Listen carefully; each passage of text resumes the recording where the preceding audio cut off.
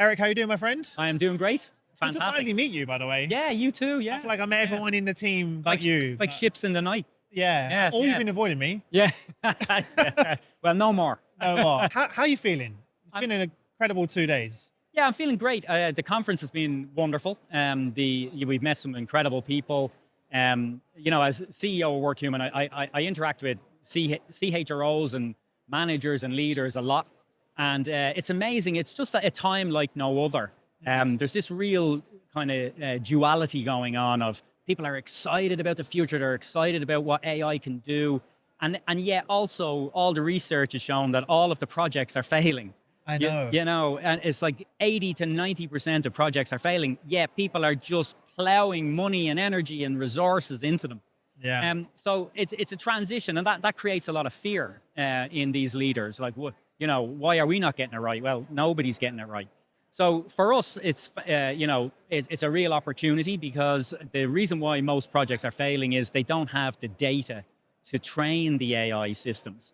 And the data that comes from recognition programs is really this incredible store of information around talent, skills, performance, contribution, relationships. It's all in that recognition data.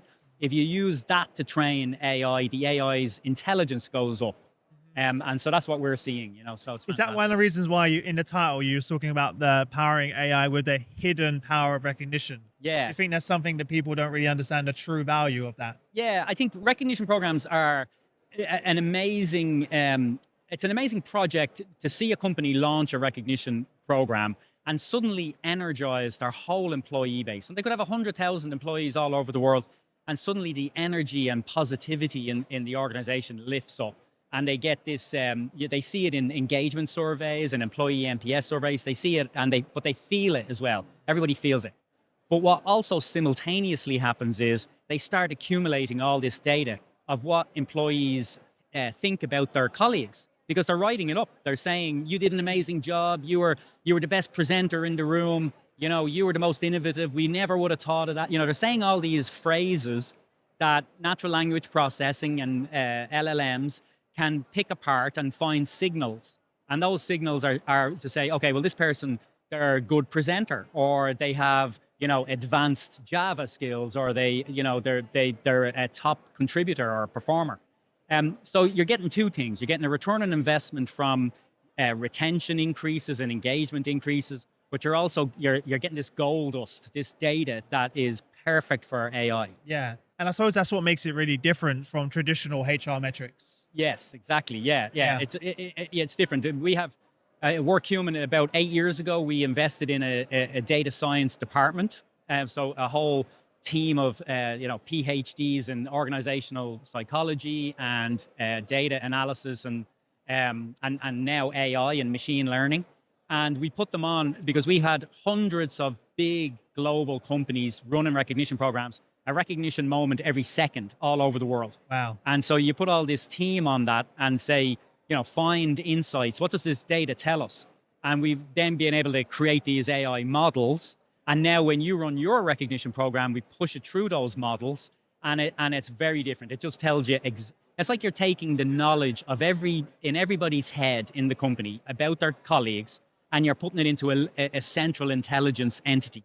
And then you get to ask that any questions you want. Yeah. And if somebody in the company, out of the 100,000 people, if somebody knows the answer, it's coming out of that AI. Wow. It's really amazing, yeah. And also, I think it's like you're not waiting 3-4 months. This is instant. Yeah. And you're putting this in the hands of your managers and your leaders in the flow of work, in the moment when they need it most. Yeah, and I've seen it work where, I've seen you go, like, let's say you go into the AI assistant, you say, well, the finance department, they're fantastic at finance, but is there somebody there who's great at public speaking? Because we need some presenters from finance. It'll come back with, 3 names. Wow. And the 3 names, you'll look at them, and 2 of them you'll go, absolutely. How did it know that? But it knew that they were brilliant. And then one of the names, you probably never heard of them, but it turns out actually they're brilliant as well. But then you get to interact. You get to say, well, why? Why is, Emily really good at presenting? Tell me the evidence. And it'll literally give you all of the evidence as to why it's casting that judgment. Yeah. And then you can have a conversation about Emily, and it's just unbelievable. I don't think people really, and I'm learning now from you now, really people understand the value of what AI has brought to recognition and what it unlocks. That's been really exciting for you and the team now. Because you've got this incredible tool that allows you to take that rich data and surface it. Yeah, I remember probably 18 months ago, in the lab, in a dark room in Workhuman headquarters, where all the boffins are. There was in that lab we created this, suite of AI technologies, and I got to play with it with just the Workhuman, our own employees' data. And I asked it some simple questions, like I was looking at the time for a chief of staff, and I thought, well, I wonder, is there an internal candidate? And I asked it, is there any candidates to be the CEO's chief of staff?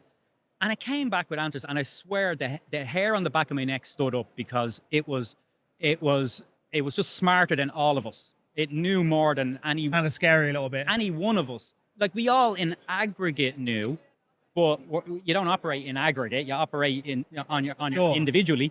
But this thing was able to have all of our knowledge at the same time. And when it came back with those names, we actually ended up hiring or promoting one of those people to be my chief of staff. What does that mean for the business and the product? Because now you're basically stepping into the space where you're unlocking hidden skills and talent across the organization. In different parts of the world, right? There's also an element of inclusivity that comes into play now as well. Yeah, that's another element in terms of diversity and bias in the organization.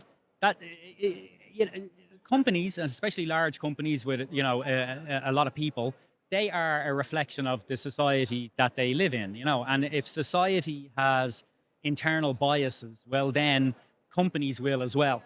The good news is you can actually use AI to analyze the activity in a recognition program, and you can see the bias in action. You can see that women, for example, will receive less value in their awards than men, even normalized for the same job roles and experience.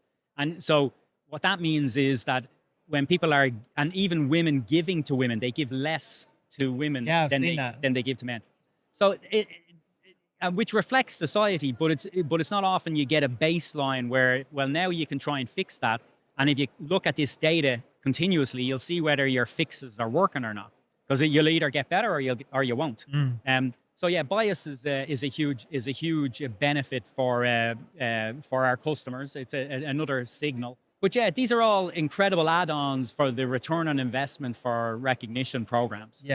Ultimately, as I said, it creates cultures, and ignites kind of passions in employees and builds relationships. But to have this extra, ROI, which is almost infinite knowledge about the talent, is something that differentiates us from everyone. Super interesting. I see the random one, but what would you say is like the common misconception that you hear about recognition? Well, I think, recognition, because it's been around for decades, back in the 70s, there was recognition. People think of it as a kind of a checkbox kind of, manager to subordinate. The top 10% of people will get an award from their manager, the teacher's pets. And it's all kind of trinkets and trash type stuff. That's the baggage of recognition from being around for decades. But that's, and we were lucky enough to kind of innovate in that, build a software platform, a web-based platform, and then build in social technologies, and then now AI technologies, which turns it into this kind of peer-to-peer, capturing the wisdom of crowds. So that's very different, and not manager to subordinate, unless a customer really wants that. But we would always advise, let everybody give to everyone. They always put artificial limits for some reason. Their instinct is to restrict, but you really want it to flow. If people feel, real gratitude for a colleague, well, let them express it, because there's just boundless ROI from that for both people. Even the giver is lifted. I feel like I get more when I'm giving recognition. That makes sense. Like, I love, it fills me with joy to do that. So I'm with you. The act of giving is, if you look at the data, the most powerful givers, they're also the kind of cultural energizers in a company, and they feel good about themselves when they give. It's quite incredible. It's a natural human instinct. I agree. And I think now that you've embedded this into the flow of work through the communication channels, it shows up. It's part of work. It's not something they do separately. I have to remind myself to go over here and recognize someone. It shows up when they need it, right? In the flow. And I think that's important. Having at your fingertips with like mobile applications really helps. You can be on the escalator, leaving here, and then, and just have it dictate. You can dictate the message. And you can do a dictation. Yeah, you can do all of that. So it just removes friction, because when you're asking people, then make a mental note and do it later. Well, they don't do it. Yeah, they forget. Managers are busy, etc. Yeah. But for organizations that are taking their first steps into user recognition, especially with now the AI-driven insights, where should they start? I think that's a question I get a lot. Yeah, I mean, I think. I think the first thing they should do is contact us. But I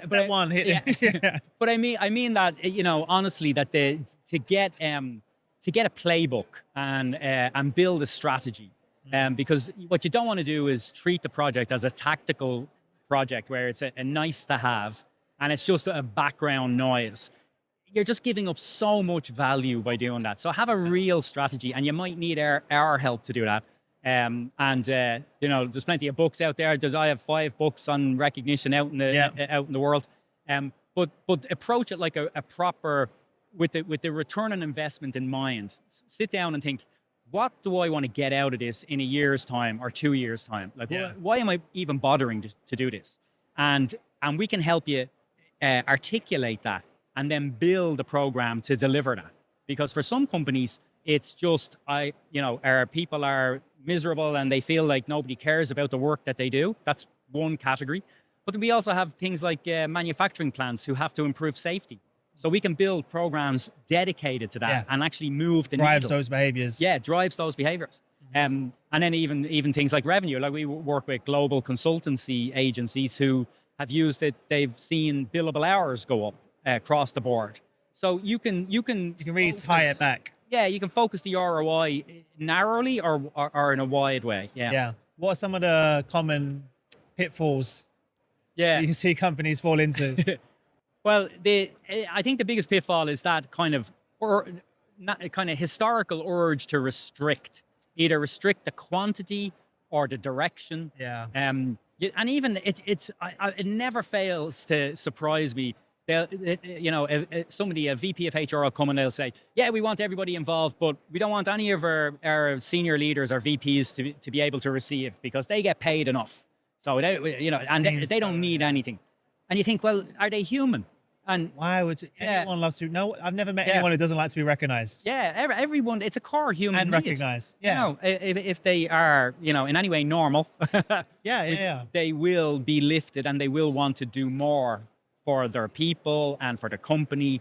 And so at the end of the day, every company is just a collection of human beings that make up a community.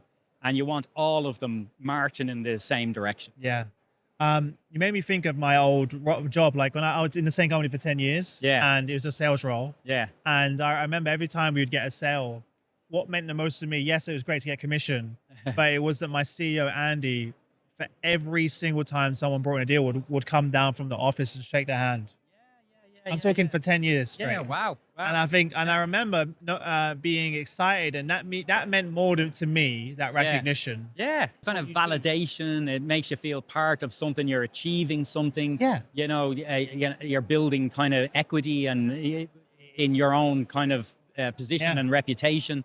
It really means a lot to people. Yeah, it does. Yeah. And people remember that, like I did. Like 15 years later, it's still unbelievable. It's still so fresh in my mind of that conversation and that recognition. I've seen people receiving like a little $50 award and bursting into tears, and it's because it was pent up energy and kind of need that was filled with somebody saying thank you and describing why they were saying thank you, like with the paragraph. Yeah. And it felt like a full circle moment. It felt like a breakthrough.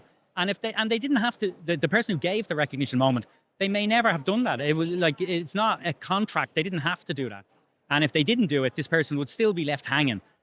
but because there was that closure, they just had a release. Yeah. And so it's just unbelievably powerful. Yeah.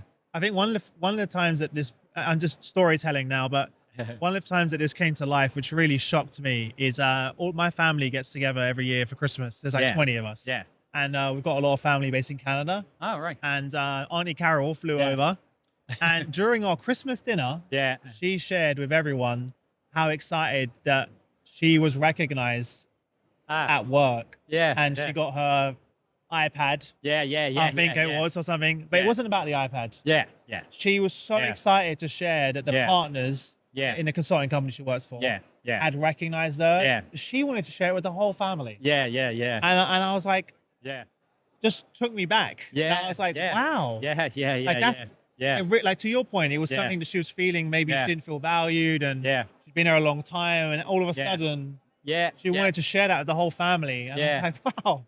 Yeah, I've seen another great example that we've seen in our own business in healthcare, in nurses. Nurses are the most underappreciated superheroes, out there. And one of our customers, I think it was like a World Gratitude Day or something, but they gave all the nurses a thank you award with a nominal amount attached to it. And the outpouring they got back from the nurses saying, oh my God, I've worked for 20 years and nobody has ever said thank you. And what they mean by that is the admin of the hospital and the doctors never say thank you. I mean, the patients sometimes do, but they were never recognized by their colleagues or the staff in the hospital. And I said, 20 years, and this is the day that made it all worthwhile. And I remember the CEO fed back that they were so guilty. They couldn't believe that there was such a hole in the heart of these people who worked so hard. Yeah. It's something that, Workhuman as a company, and you think of the name, we like to bring humanity to the workplace and make work more human. Yeah. Our service milestones product is a anniversary product. And we designed it in such a way to make sure that on the anniversary, that there's a whole experience. And to do that, you have to kind of mobilize the colleagues of the person. And to do that, you have to do some software tricks. You have to create some, human engagement tactics using email and mobile to kind of nudge people to, hey, go on to, Rose's anniversary award and give a recollection of something, some anecdote. And so on that day, when the person receives the award, it's 20-year or 3-year or whatever it is, it's filled with memories. And I've seen it time and time again. People say, you know what, I sat in bed on a Sunday morning when I received it overnight because it was actually the Sunday. And I read it and I cried and it was just unbelievable. Yeah. That's building community. That's building connections. And it's reminding people that, sometimes it's not even the company. It's the people we meet along the way. And the experiences that we have, that's what sometimes makes work, workable. 100%. So it's fantastic. The people we spend more than half our life with, right? Every single day. To be able to do that. Yeah. As you look ahead, 2026 and beyond, it's hard to even think that far ahead right now. But what are you most excited about? Yeah, I think I'm most excited about. We're doing some unbelievable work in data analytics and AI. And we're having more breakthroughs. We productized a lot in our human intelligence release, a lot of the stuff we talked about here. But we have a whole raft of new stuff coming that is really extraordinary. A lot of it is to do with predicting the future path of employees, where you can find who's going to be promoted in 2 years. And you can actually, with a degree of credibility, say this person is actually going to be promoted within 2 or 3 years. That's incredible information to have and to bring to HR. So I'm really excited about that because I think over time in companies, lots of people get looked over. They get passed over. And people with great talents that they were never noticed and it was never nurtured and they were never given the opportunity.